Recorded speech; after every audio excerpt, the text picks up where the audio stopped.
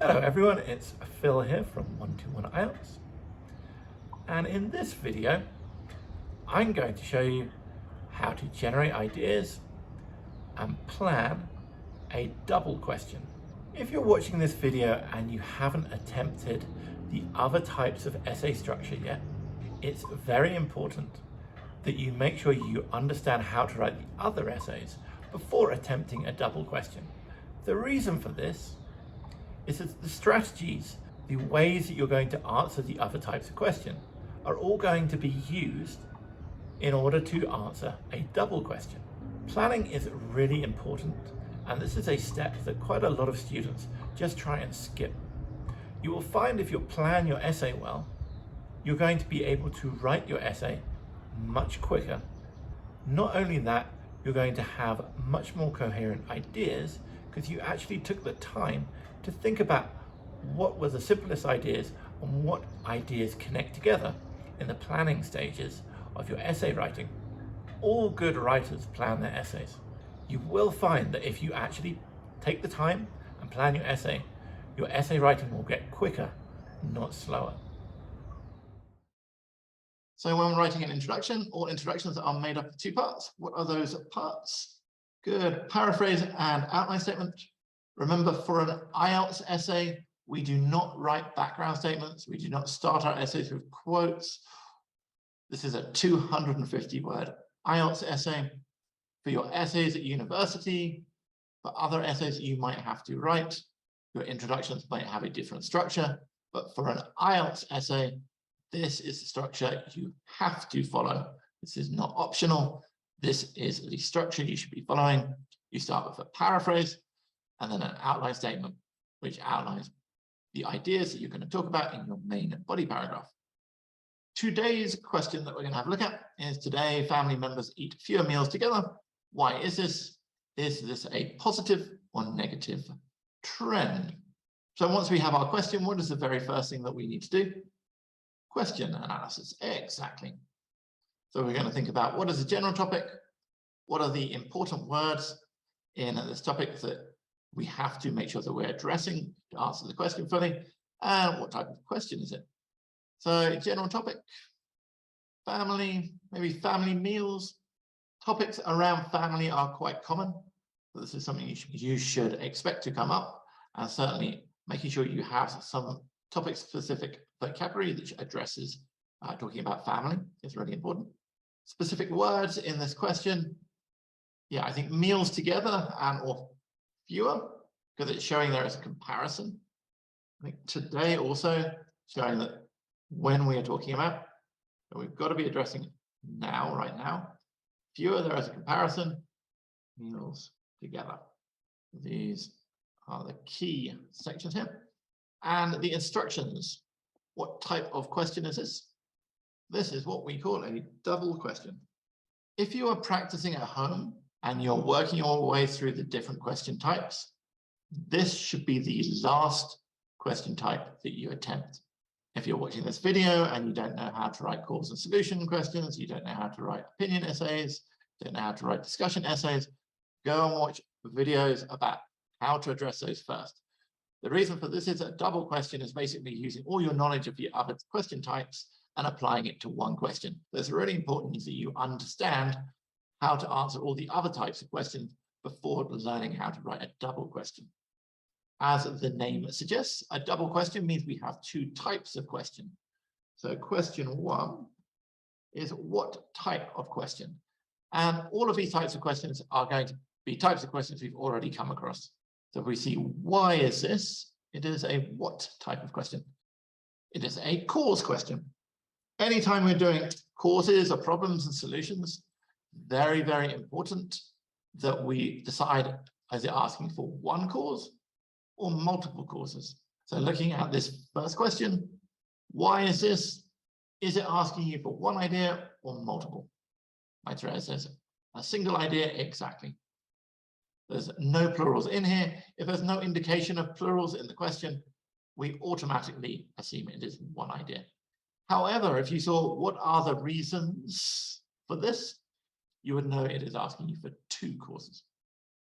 Question two, this is a really common Second part to a double question.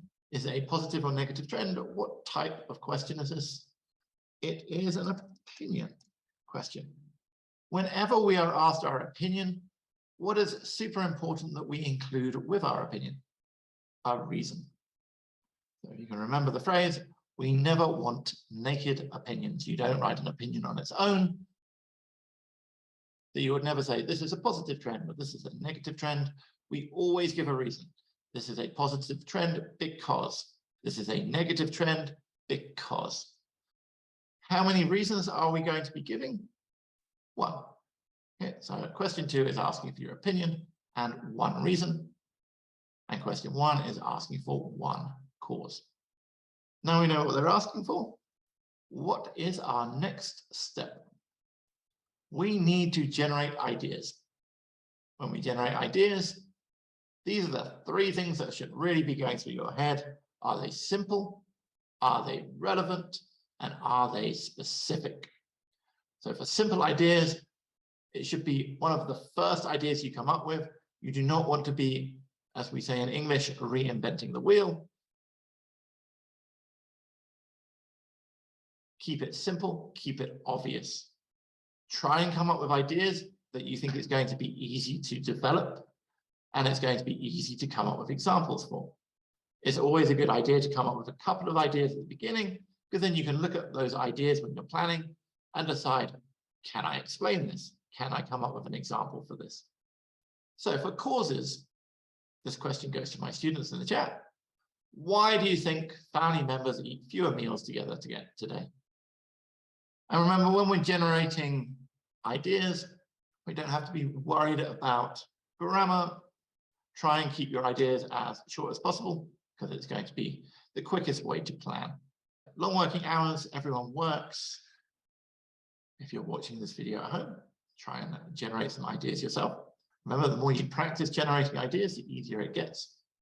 And you'll also find a lot of these IELTS questions are quite similar. So after you've generated ideas for a lot of these questions, they start getting quite repetitive. And you're like, and you'll generate ideas a lot quicker with practice.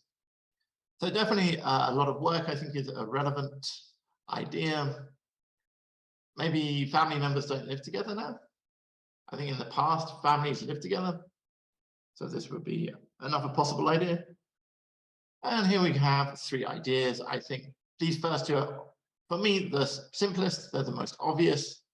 They're definitely relevant. Are they specific? Long working hours. Is this a specific idea? Is this leaving you with any questions of why or how? To me, this is very specific. It's very, very clear what we're talking about. Everyone works. Is it obvious how this answers this question? Is it specific? Again, yes, specific idea. Our families don't live together. Again, specific, relevant, that's simple. Once you have 3 ideas, we only need 1. The next stage, there is no right or wrong answer. This is up to you.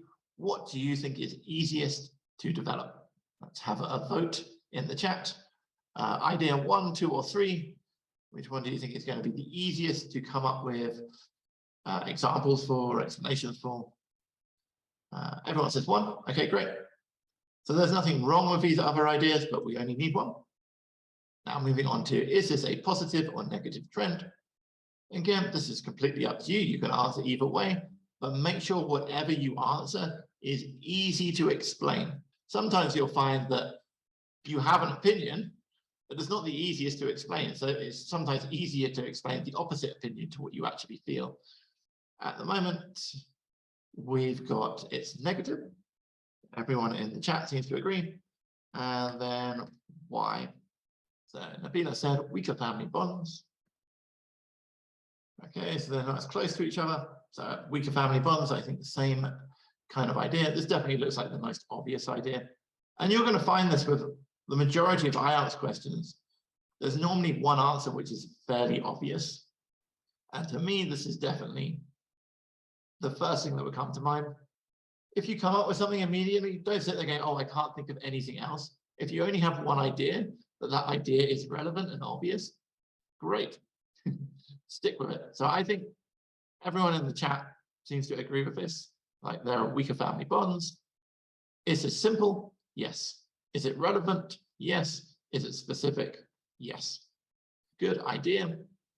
We've got one idea for our paragraph 1.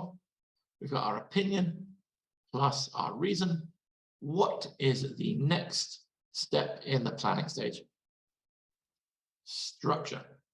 And this is where it's really important that we understand the other essay types first, because if you understand how to write the other essay types, this part of a double question becomes quite easy. All task 2 essays should have a 4-paragraph structure. It is the easiest way to address a 250-word essay. Our introduction, we've already mentioned we have a paraphrase plus outline. Our outline is outlining what? So for question 1, I'm outlining one cause. And paragraph 2, I'm outlining opinion plus reason. Main body paragraph 1 is a cause essay. So how do we structure a cause essay? What's the very first sentence that we come across? We have a topic sentence. And in your topic sentence, you introduce your main idea. You never write background information at the beginning of your paragraphs. This is a common mistake that students make. So we have topic sentence. Whenever we have a topic sentence, we have to have an explanation. How many sentences of explanation are we going to want for this body paragraph? And why? Correct. Mary says 2. Why are we writing 2 for this, but sometimes we only write 1? Because it's a very basic sentence structure. It's a singular idea, and it's not asking us to give an opinion statement. So we have topic sentence, 2 sentences of explanation, and then finally we have an example. So whenever your body paragraphs look like topic sentence, explanation, example, so this is usually going to be for opinion essays, or it's going to be for cause, or problem essays. When you only have one cause or one problem, it's good to have 2 sentences of explanation. Okay, well, that's our first body paragraph. Is it important which order I answer the question? So yes, very important. We need to be writing our essay in the same order that the questions are asked. So if it's a double question, we answer question 1 first in main body paragraph 1. And then we look at the second question, is it a positive or negative trend? The opinion part goes in main body paragraph 2. So always make sure that you're answering the questions in the same order as they are asked in the question. And this is going to help improve your coherence and cohesion. So for the opinion question, what is our structure? As Mary says, it's exactly the same as the one before. In your topic sentence, make sure, so don't only state your opinion in your topic sentence, we need opinion plus reason. And then we're going to have 2 sentences of explanation and an example. And then finally, we have our conclusion. What are we doing in our conclusion? Or restate opinion plus reason. Because we want it in the same order, we also want the summarize cause. We go in the same order as the question, restate opinion, and the reason. You'll notice that our conclusion is basically the same as our outline statement here. And that is the structure of our essay. I hope you found today's lesson useful. Don't forget, planning is super important. Make sure you plan all of your essays. Good luck to you all in your studies, and I'll see you in the next lesson.